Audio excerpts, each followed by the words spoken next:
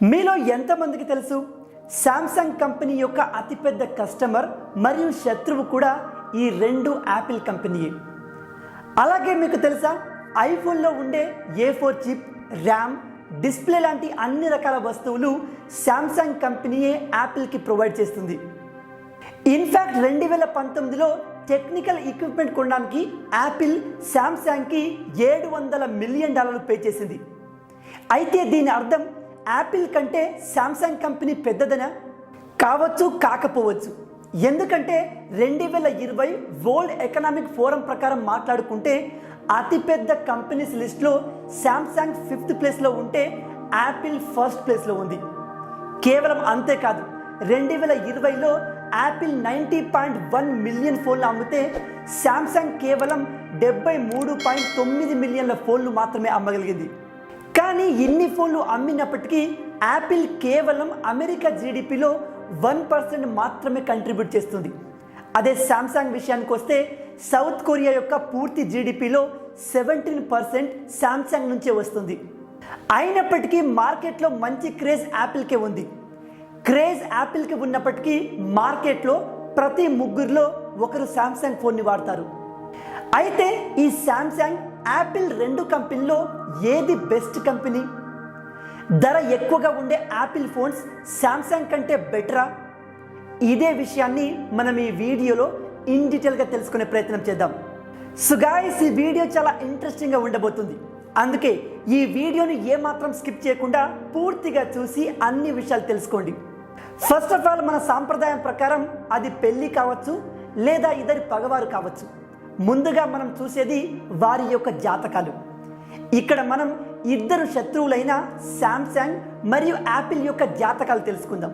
అంటే వాటి యొక్క హిస్టరీ గురించి తెలుసుకుందాం.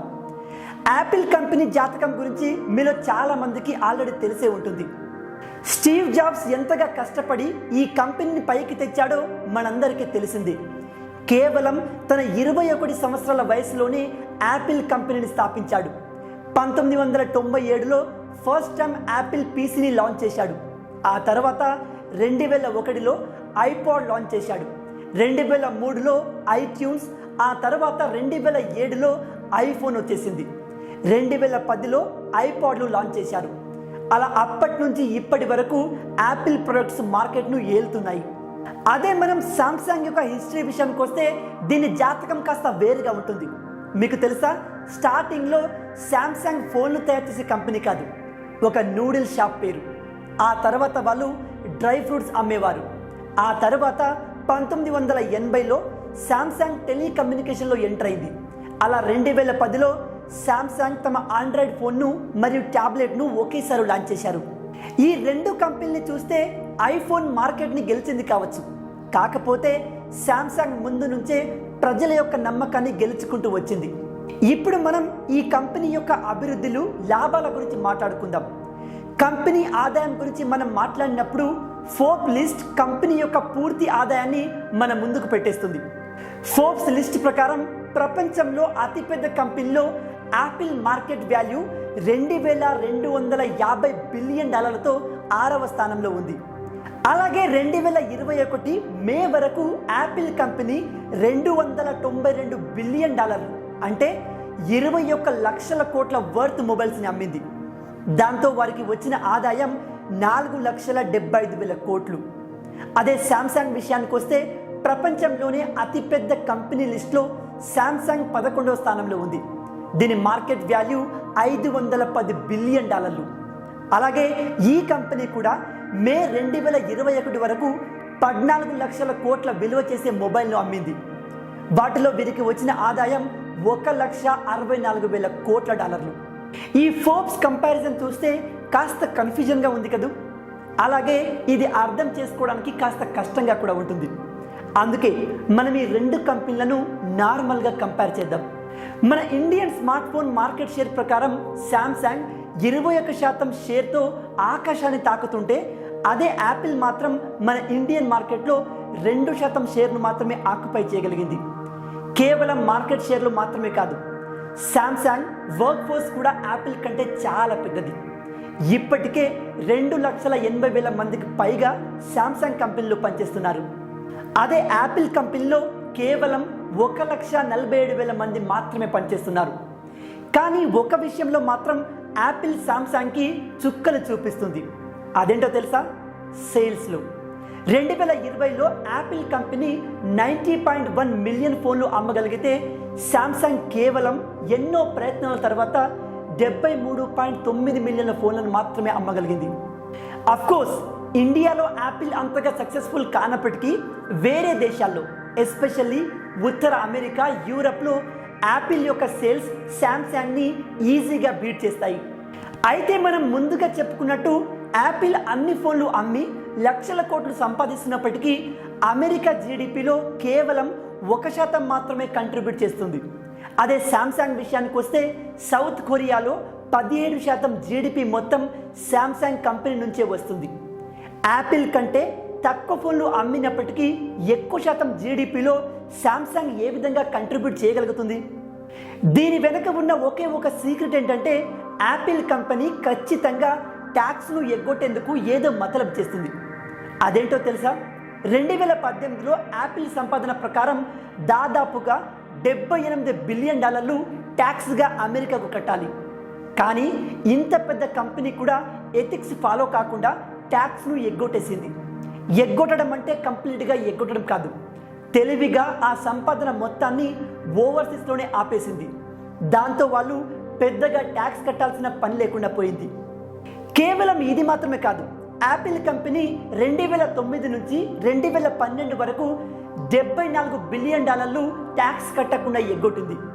ఇక్కడ మీ అందరికీ ఒక డౌట్ రావచ్చు, అంత ఓపెన్గా ట్యాక్స్ ఎగ్గొడుతుంటే అమెరికన్ గవర్నమెంట్ ఏం చేయదా అని. కాకపోతే ఇక్కడ విషయం ఏమిటంటే అక్కడి ప్రభుత్వానికి యాపిల్ కంపెనీకి మధ్య ఒక డీల్ ఉంది. అదేంటంటే యాపిల్ కంపెనీ అమెరికాకు సంబంధించిన అన్ని బిజినెస్లో ఇన్వెస్ట్ చేస్తుంది. అలాగే అమెరికాలో ఎక్కువ మందికి ఉద్యోగాలు కల్పిస్తుంది. దీనికి ప్రతిఫలంగా ఈ కంపెనీ ట్యాక్స్ కట్టకుండా ఎగ్గొడుతుంది. ఈ కారణంగానే అమెరికన్ గవర్నమెంట్ యాపిల్ కంపెనీకి ఏమాత్రం క్వశ్చన్ చేయదు. ఇక మనం అసలు విషయానికి వద్దాం. అదేంటంటే శాంసంగ్ కంపెనీ యాపిల్ కంటే అంత తక్కువగా ఎందుకు సంపాదిస్తుంది? ఇది తెలుసుకోవడానికి మనం కొద్దిగా ఫ్లాష్ బ్యాక్లోకి వెళ్ళాలి. 2016లో యాపిల్ కంపెనీ 3 ఐఫోన్ మోడల్స్ని మార్కెట్లోకి ప్రవేశపెట్టింది. అదే శాంసంగ్ అదే సంవత్సరం 30 కొత్త మోడల్స్ని ఇంట్రడ్యూస్ చేసింది.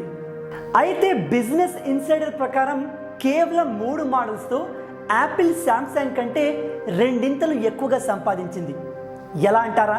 Simple funda, profit margin. Apple brand value Samsung కంటే చాలా ఎక్కువగా ఉంటుంది. అలాగే ప్రజల్లో ఐఫోన్ అంటే ఒక రకమైన క్రేజ్ ఉంటుంది. దాంతో యాపిల్ కంపెనీ ప్రాఫిట్ మార్జిన్ చాలా హైలో ఉంటుంది. మీలో చాలామంది ఈ విషయాన్ని వినే ఉంటారు. యాపిల్ కంపెనీ యొక్క హార్డ్వేర్ అవుట్డేటెడ్గా మరియు చీప్గా ఉంటుంది.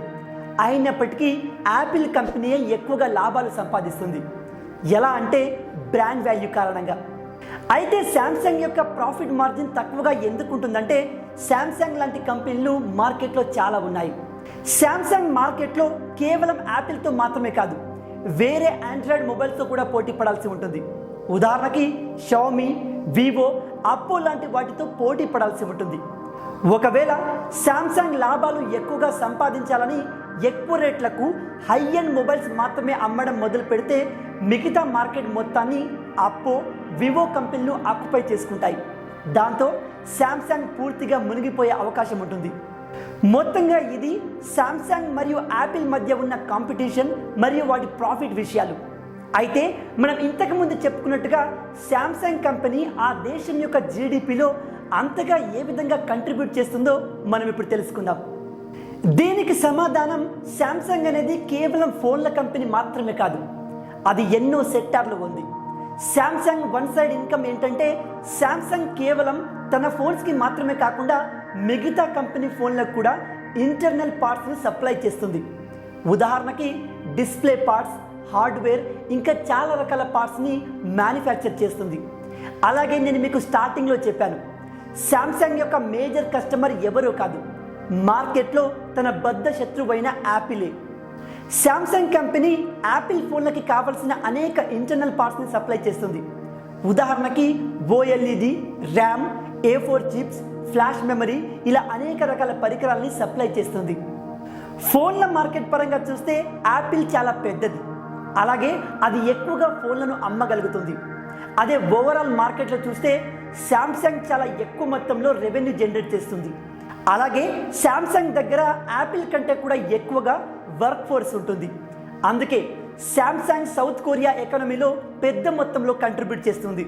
అయితే దీని ప్రకారం శాంసంగ్ యాపిల్ కంటే పెద్ద కంపెనీయా? అలా కూడా చెప్పడం కష్టమే.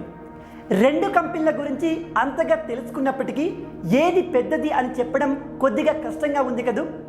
అయితే మనం ఒక పని చేద్దాం, ఈ రెండు కంపెనీల్లో ఏది బెస్టో తెలుసుకుందాం. అంటే ఫోన్స్లలో శాంసంగ్ ఫోన్స్ బెటరా, యాపిల్ ఫోన్స్ బెటరా అనేది మనం ఇప్పుడు చూద్దాం. వెయిట్ ఎ మినిట్, ఈ విధంగా మనం రెండు కంపెనీల ప్రోడక్ట్ కంపేర్ చేసినప్పటికీ ఏది బెటరో చెప్పడం చాలా కష్టం. ఎందుకంటే ఈ ప్రోడక్ట్స్ కంప్లీట్గా వేరువేరుగా ఉంటాయి. కొంతమందికి యాపిల్ అంటే ఇష్టం, మరికొంతమందికి ఆండ్రాయిడ్ శాంసంగ్ అంటే ఇష్టం. యాపిల్లో ఉన్న ఫీచర్ శాంసంగ్లో ఉండవు, శాంసంగ్లో ఉన్న ఫీచర్ యాపిల్లో ఉండవు. ఉదాహరణకి మా తాతగారిని తీసుకుందాం. అదేంటి వీడియో మధ్యలో మీ తాతగారు ఎందుకు బ్రో అనుకుంటున్నారా? ఫస్ట్ వినండి. మా తాతయ్యకి ఆండ్రాయిడ్ ఫోన్ అంటే చాలా ఇష్టం. ఎందుకంటే అతనికి ఐఫోన్ యూజ్ చేయడం రాదు, నచ్చదు కూడా. అతని ప్రకారం శాంసంగ్ బెస్ట్. ఈ విధంగా ఒక్కొక్కరికి ఒక్కొక్క ఒపీనియన్ ఉంటుంది. ఈ విధంగా చెప్పడం కష్టం, కానీ కొన్ని ఫ్యాక్టర్స్ ఉంటాయి. వాటి ప్రకారం ఏది బెస్టో మనం జడ్జ్ చేయొచ్చు. అందులో మొదటిది సప్లై చైన్ ఇంటిగ్రేషన్. దీని ప్రకారం యాపిల్ సొంతంగా మొబైల్ ఇంటర్నల్ పార్ట్స్ని మ్యానుఫ్యాక్చర్ చేయదు, వేరే కంపెనీ నుంచి ఇంపోర్ట్ చేసుకుంటుంది. వీరి కంపెనీలో కేవలం పార్ట్స్ని అసెంబుల్ చేస్తారు మాత్రమే. అదే శాంసంగ్ విషయానికి వస్తే వారికి కావలసిన అన్ని పార్ట్స్ని సొంతంగా వారి కంపెనీలో తయారు చేసుకుంటారు. ఒక రకంగా చెప్పాలంటే శాంసంగ్ అనేది ఒక ఆత్మనిర్భర్ కంపెనీ అన్నమాట. Number 2, native services and app ecosystem. ఈ విషయంలో యాపిల్ని మించిన కంపెనీ మరొకటి లేదని చెప్పాలి. ఎందుకనేది నేను మీకు క్లియర్గా చెప్తాను. కాకపోతే ముందుగా దీని మీనింగ్ ఏంటో మీరు తెలుసుకోవాలి. Native service and app ecosystem అంటే అప్లికేషన్ మరియు ఇతర సర్వీస్ కోసం వేరే కంపెనీ మీద డిపెండ్ అవ్వడం. మీకు ఆల్రెడీ తెలిసే ఉంటుంది, శాంసంగ్ మొబైల్లో మీరు ఎటువంటి యాప్ని డౌన్లోడ్ చేయాలన్నా గూగుల్ యాప్ నుంచే తీసుకోవాలి. అదే యాపిల్ విషయానికి వస్తే యాపిల్కి ఓన్గా ఒక ప్లే స్టోర్ ఉంటుంది, దాని నుంచే యాప్స్ డౌన్లోడ్ చేసుకోవాలి. యాపిల్ అనేది వేరే కంపెనీ మీద డిపెండ్ అవ్వదు. Number 3, developer ecosystem. ఈ విషయంలో కూడా శాంసంగ్ దగ్గర సొంతంగా డెవలపర్ ఈకోసిస్టమ్ లేదు. మొబైల్ కాకుండా వేరే ప్రోడక్ట్ విషయంలో శాంసంగ్కి ఓన్గా డెవలపర్ ఈకోసిస్టమ్ ఉంది. కానీ మొబైల్స్ యాప్స్ విషయంలో, సర్వీస్ విషయంలో శాంసంగ్ కంప్లీట్గా గూగుల్ పైన డిపెండ్ అయి ఉంటుంది. ఈ విషయంలో కూడా యాపిల్ మళ్ళీ టాప్ అనుకోవచ్చు. ఎందుకంటే యాపిల్కి సొంతంగా డెవలపర్ ఈకోసిస్టమ్ ఉంటుంది. అందులో కాన్స్టాంట్గా ఎప్పటికప్పుడు యాప్స్ అప్డేట్ అవుతూ ఉంటాయి. అది వేరే కంపెనీ మీద అస్సలు డిపెండ్ అవ్వదు. Number 4, platform openness and transparency. ఈ విషయంలో శాంసంగ్ ది బెస్ట్ అనుకోవచ్చు. ఎందుకంటే iOS అనేది ఎంటైర్లీ ఒక ప్రొప్రైటరీ. బట్ ఆండ్రాయిడ్ విషయానికి వస్తే కంప్లీట్గా ఓపెన్ సోర్స్ కోడ్. మీకు క్లియర్గా అర్థం కావడానికి ఒక చిన్న ఎగ్జాంపుల్ చెప్తాను. యాపిల్లో మ్యూజిక్ తీసుకుంటే ఐఫోన్ కావచ్చు లేదా ఐపాడ్ కావచ్చు, మీరు పాటలు వినాలనుకుంటే ఐట్యూన్ నుంచే పాటలు కొనుక్కోవాలి. లేదా మ్యాక్బుక్లో ఐట్యూన్ పెట్టి గూగుల్ నుంచి సాంగ్స్ డౌన్లోడ్ చేసుకొని ఆ తర్వాత వాటిని ఐట్యూన్లో షిఫ్ట్ చేసి ఫైనల్గా మీ మొబైల్లో వినొచ్చు. అదే ఆండ్రాయిడ్లో అయితే డైరెక్ట్గా గూగుల్ నుంచి డౌన్లోడ్ చేసుకొని మీరు సాంగ్స్ వినొచ్చు. సో ఈ విషయంలో డౌట్ లేకుండా శాంసంగే ది బెస్ట్ అనొచ్చు. ఇక మొబైల్లో ఉండే కెమెరా, సెక్యూరిటీ ఫీచర్ విషయంలో కొందరికి ఐఫోన్ నచ్చితే మరికొందరికి ఆండ్రాయిడ్ నచ్చుతుంది. ఇక చివరగా అన్నిటికంటే చాలా ఇంపార్టెంట్ విషయం, శాంసంగ్ యాపిల్తో కంపేర్ చేస్తే పాకెట్ ఫ్రెండ్లీ. అంటే మీరు మీ కిడ్నీలో అమ్మకుండానే ఈ ఫోన్ను కొనుక్కోవచ్చు. ఇక ఫైనల్గా చెప్పేది ఏంటంటే యాపిల్ అనేది సేల్స్, సెక్యూరిటీ, క్వాలిటీ ఫీచర్లో ది బెస్ట్ అనొచ్చు. ఇన్ఫ్యాక్ట్ మనం బయట ఎవరిని అడిగినా ఇదే మాట చెప్తారు. అదే మనం శాంసంగ్ విషయానికి వస్తే ఇది ఒక అతిపెద్ద కంపెనీ. ఎందుకంటే ఇది కేవలం మొబైల్స్ మాత్రమే కాదు, ఇంకా అనేక ప్రొడక్ట్స్ని మ్యానుఫ్యాక్చర్ చేస్తుంది. ఉదాహరణకి టీవీలు, ఫ్రిడ్జ్లు, ట్యాంకర్లు, కంటైనర్ షిప్లు, బిల్డింగ్ కన్స్ట్రక్షన్. ఎస్, మీరు విన్నది కరెక్టే. శాంసంగ్ అనేది బిల్డింగ్ కన్స్ట్రక్షన్లో కూడా ఉంది. ఈ విధంగా శాంసంగ్ అనేది మొత్తం 80 సెక్టార్లో వర్క్ చేస్తుంది. ఈ విషయాలన్నీ నేను చెప్తున్నవి కాదు, మీరు మార్కెట్ స్టాటిస్టిక్స్ని కరెక్ట్గా గమనిస్తే ఈ విషయాలన్నీ మీకు క్లియర్గా అర్థమవుతాయి. అయితే ఇప్పుడు మీ అందరికి ఒక ప్రశ్న, మీ ప్రకారం ఈ రెండిట్లో శాంసంగ్, యాపిల్లో ఏది బెటర్? మీ సమాధానాన్ని కింద కమెంట్స్లో చెప్పండి. అలాగే మీలో ఎవరైనా ఈ రెండు ఫోన్లను వాడిన వాళ్ళైతే ఏ ఫోన్ బెటరో మీరు క్లియర్గా కమెంట్లో ఎక్స్ప్లెయిన్ చేయొచ్చు. సో గైస్, విన్నారు కదా, మొత్తంగా ఇవి శాంసంగ్ మరియు యాపిల్కి సంబంధించిన కంపారిజన్లు మరియు ఆ రెండు కంపెనీలకు సంబంధించిన ఇన్ డీటెయిల్ విషయాలు. ఈ వీడియో ద్వారా మీరు కొన్ని కొత్త విషయాలు తెలుసుకుని ఉంటారని ఆశిస్తున్నాను. ఈ వీడియో కనుక మీకు నచ్చినట్టయితే వీడియోని లైక్ చేయండి, షేర్ చేయండి. అలాగే ఇలాంటి ఇంట్రెస్టింగ్ వీడియోస్ కోసం మా ఛానల్ని సబ్స్క్రైబ్ చేసుకోండి. రాబోయే వీడియోలో ఇంకో ఇంట్రెస్టింగ్ టాపిక్తో మళ్ళీ కలుద్దాం. Until then, signing off. Hi, this is Rahul Vijay. Please do subscribe to telugustop.com. Please subscribe to Telugu Stop. Please subscribe Telugu Stop. Subscribe to Telugu Stop. Hi everyone, this is Yashwant here. Please subscribe Telugu Stop.